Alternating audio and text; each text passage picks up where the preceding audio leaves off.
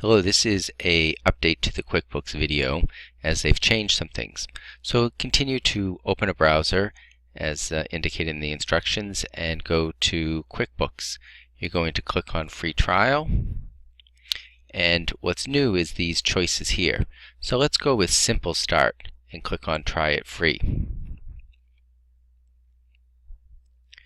So because I've already logged in before, it knows me, and so you'll have to create your own password and so forth. So you get to this screen and it's asking you, are you ready to buy now? The answer is no, so continue with trial.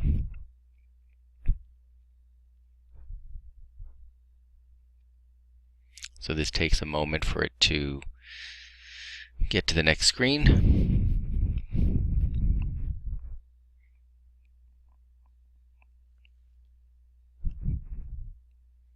This is where it would be helpful if I could play music or something, I guess, for you.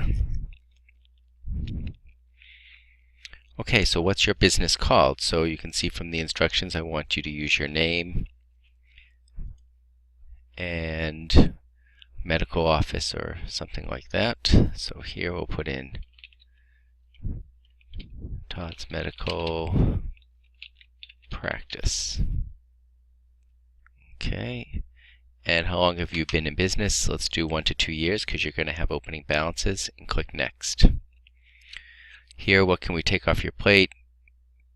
Do track expenses, retail sales, and that's probably good. Maybe pay, no, let's not do pay employees.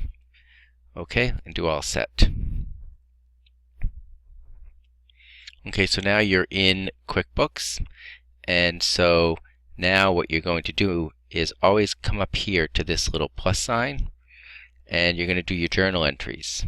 So that's how you're going to enter in your beginning balances. So from the problem you can see your opening balances. So I'm just going to do a test one here. So we're going to add cash. And cash is what type of an account? It's a bank account. So click on bank, click on checking, and save and close. And so our cash balance, let's say, is going to be $10,000. Another account we're going to enter is accounts receivable. Click on here,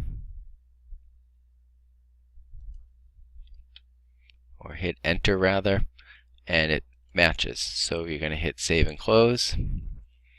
And let's say accounts receivable is $5,000. Now see how it automatically tries to balance?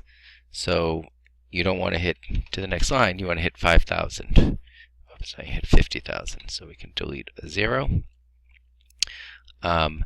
Now, what we have to remember to do for accounts receivable is put in a customer name, or otherwise it probably is not going to let us say this. So here, this is where in the instructions I said add Regis.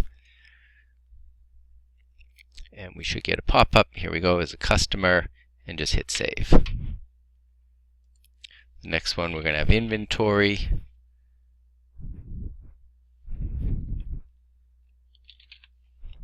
And because I've done some of these before, it's finding it. So you may not find it. But under other current assets, there is a category inventory. So let's say our inventory is $1,000. And then we're going to add our PP&E.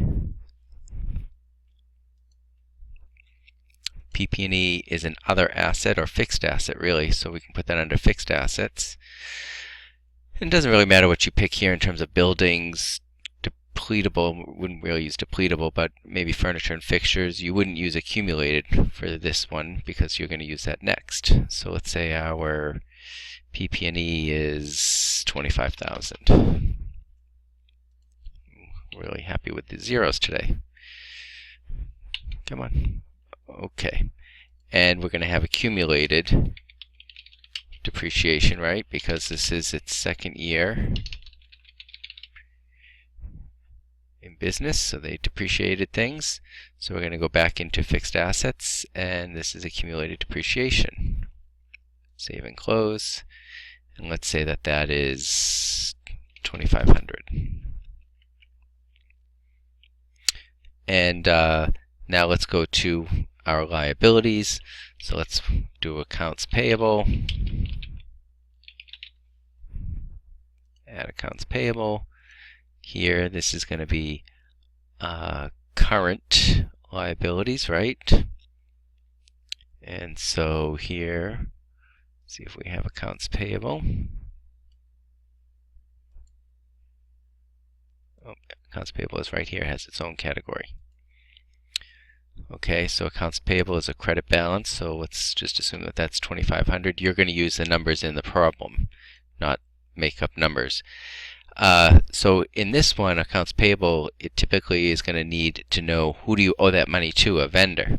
So you can make up a name, or you can use what I did in the problem, which is Regis 2. This is a customer.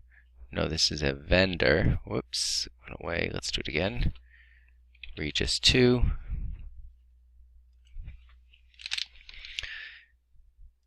And so you need to change that to a vendor. Okay, and save. And then let's assume we have retained earnings. That came right up, right? So if it comes right up, you can just use that. Let's say our retained earnings was $16,000.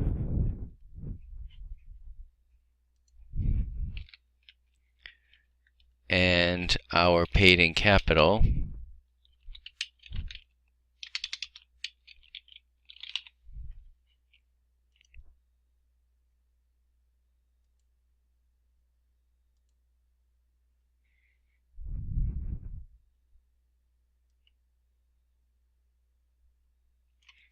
so let's see, what I wanted to add this in.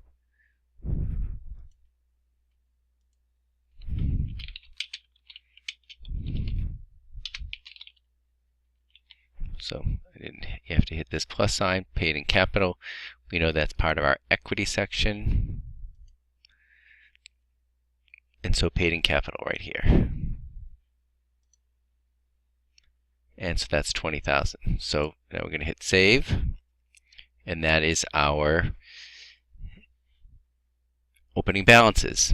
So then you can do the rest of your journal entries. Again, whenever you need to do your journal entries, you're going to go here and click on this. So next, let's go to reporting. And let's see what our balance sheet looks like. Right? So let's run that. And here we can see. Okay, so this is what you are going to do, and follow the rest of the instructions.